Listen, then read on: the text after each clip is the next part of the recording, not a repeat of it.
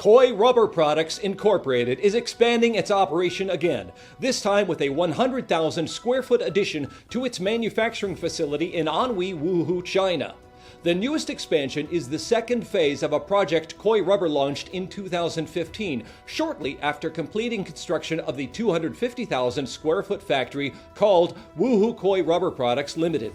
Coi Rubber, which was formed in 2013, completed Phase 1 of the project in 2018.